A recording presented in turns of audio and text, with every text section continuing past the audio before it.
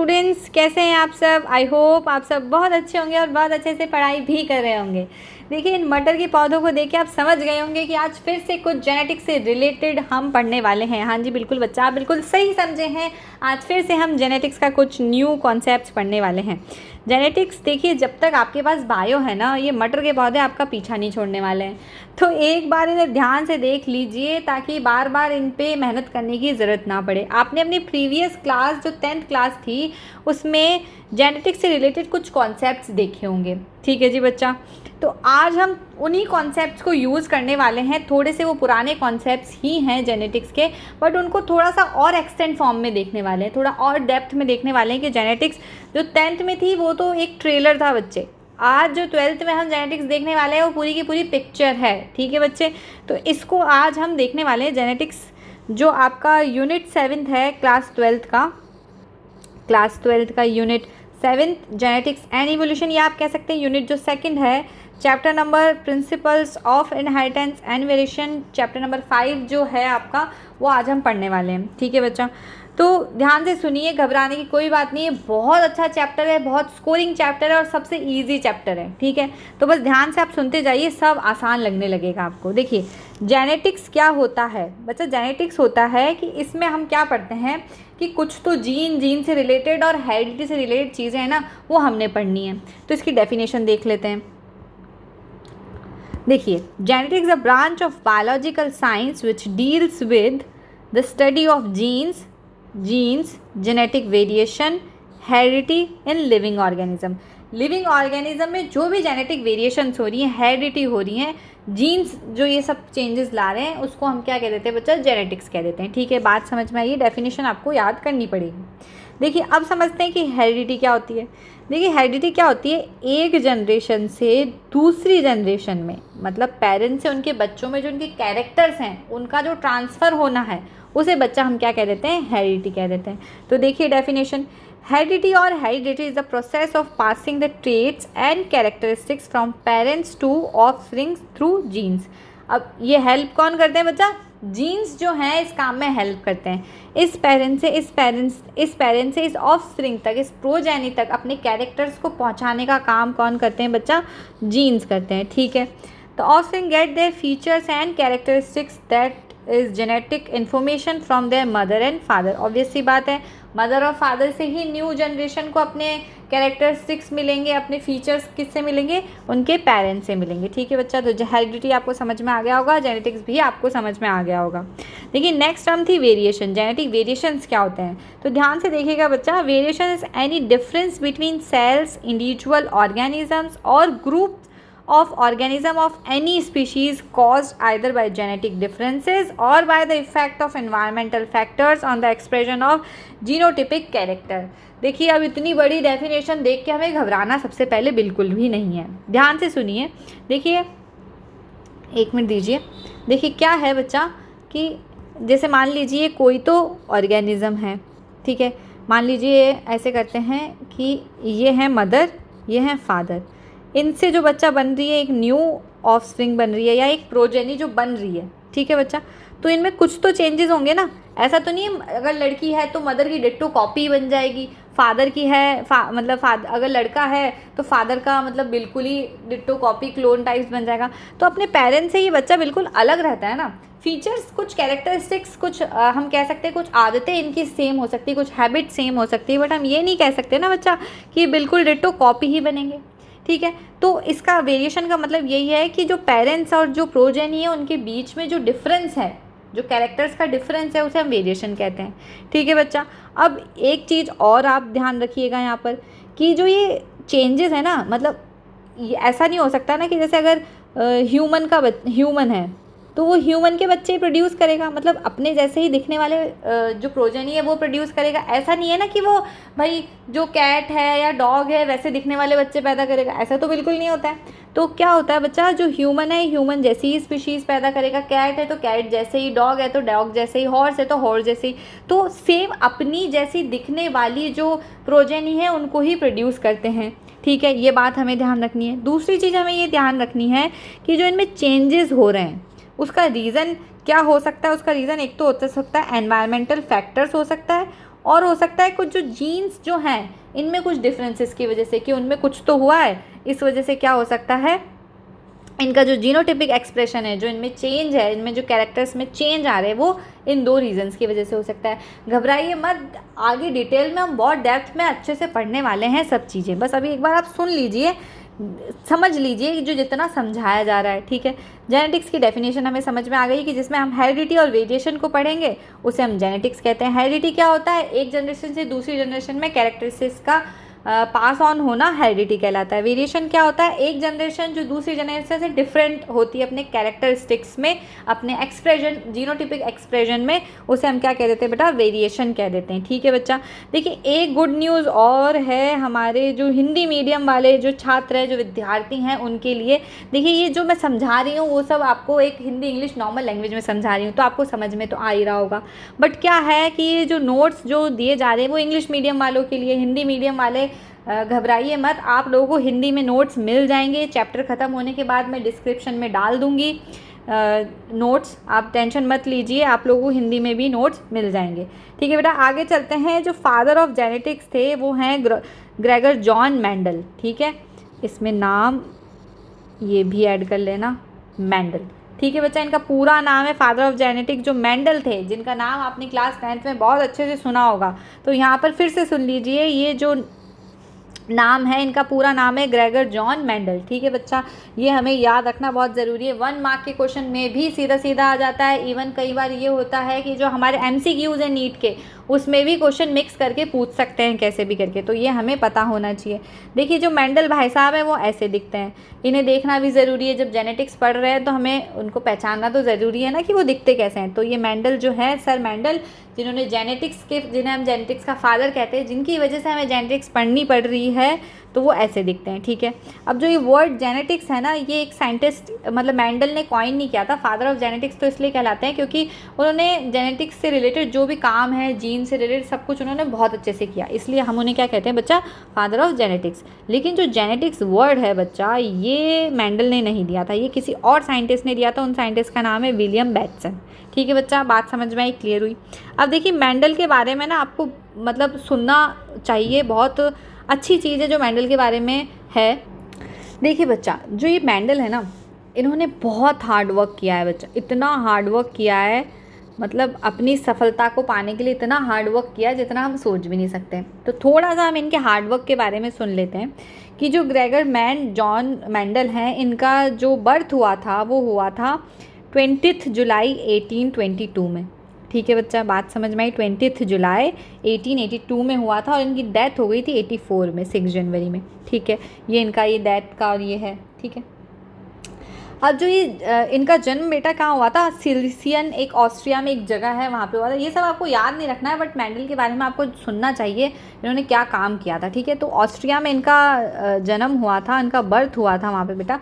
तो इन्होंने देखिए बेटा, मटर के जो पौधे हैं, जो पाइसम सेटाइवम जिनको इन्होंने कहा था, पी का जो मटर जिसे हम कहते हैं, इस पे काम किया था। इसका साइंटिफिक नेम है पाइसम सेटाइवम, ठीक है बच्चे।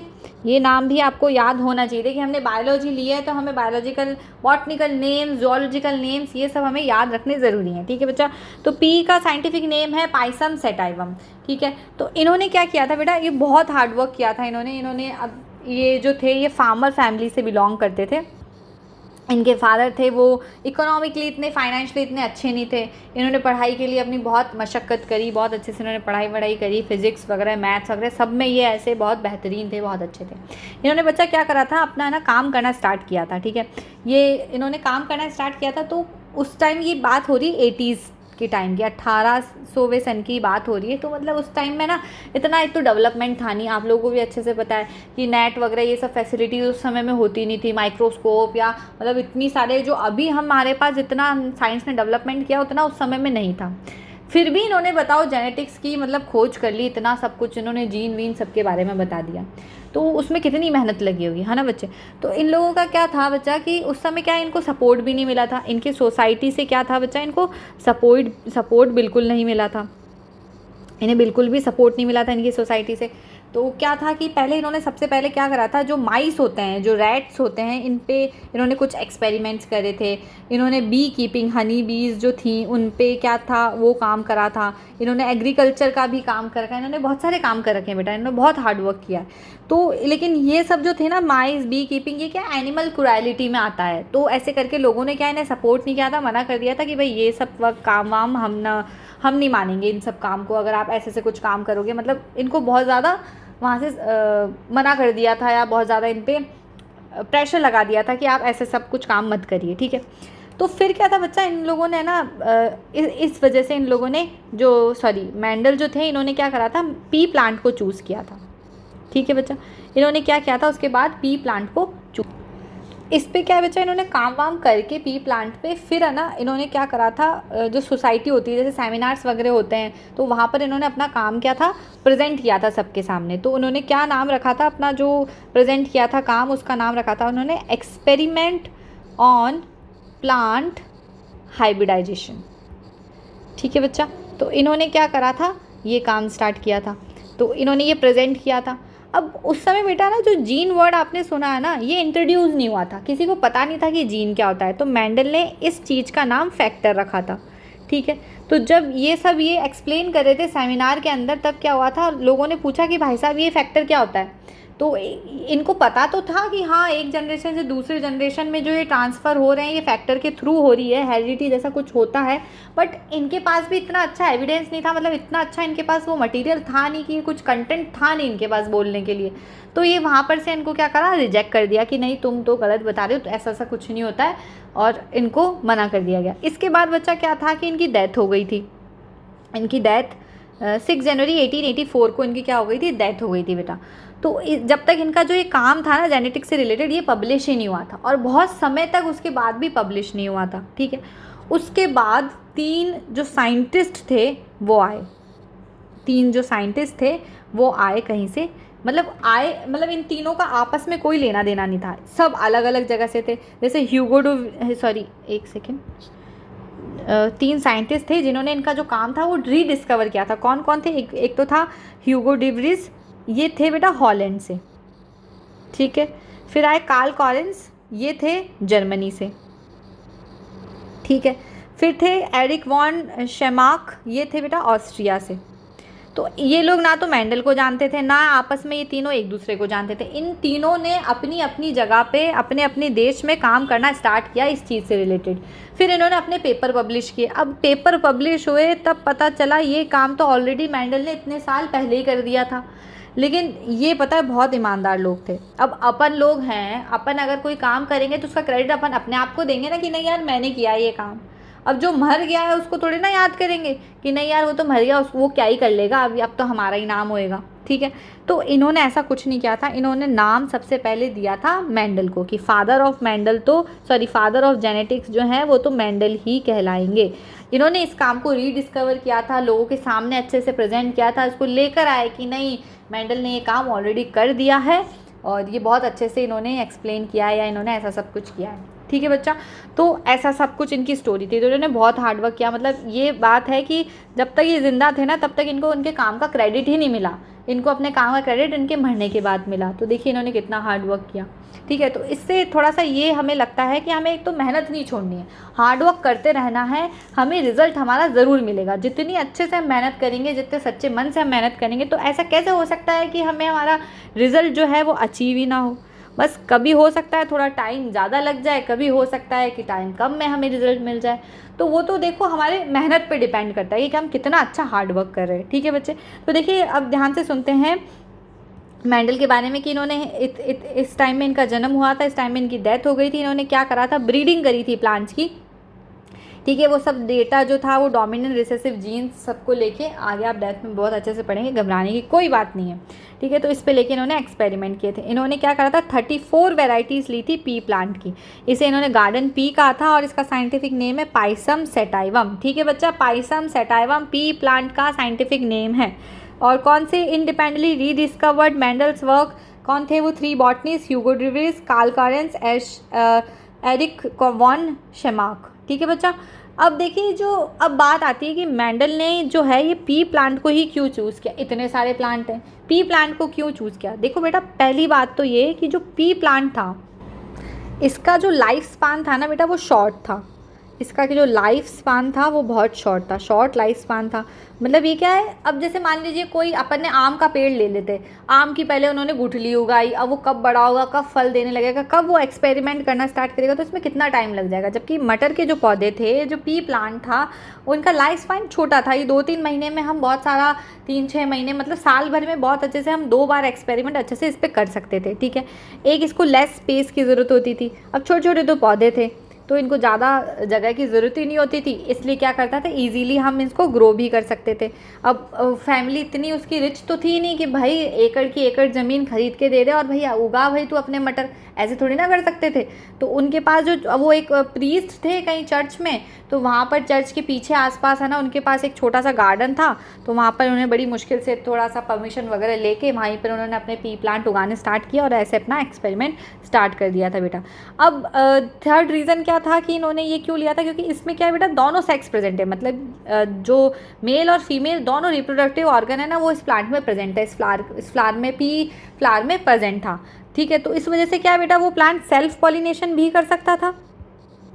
ठीक है, बात समझ में आ रही है, वो सेल्फ पॉलिनेशन भी कर सकता था, साथ में वो क्रॉस पॉलिनेशन भी कर सकता था। तो वो उससे क्या ज़्यादा वेराइटीज़ देखने को मिल जाती, ज़्यादा उसके पास ऑप्शन थे कि अब कैसे क्या हो सकता है। ठीक है, तो ध्यान से देखिए, pea plants take very little outside care and grow quickly, जल्दी से ग्रो कर जाता है, ज़्यादा इसमें वो मेहनत की ज़रूरत नहीं है कि अच्छा इसमें अब ये डालो वो डालो, इसको कैसे ग्रो करना है, ये सब इसमें नहीं करना पड़ता था।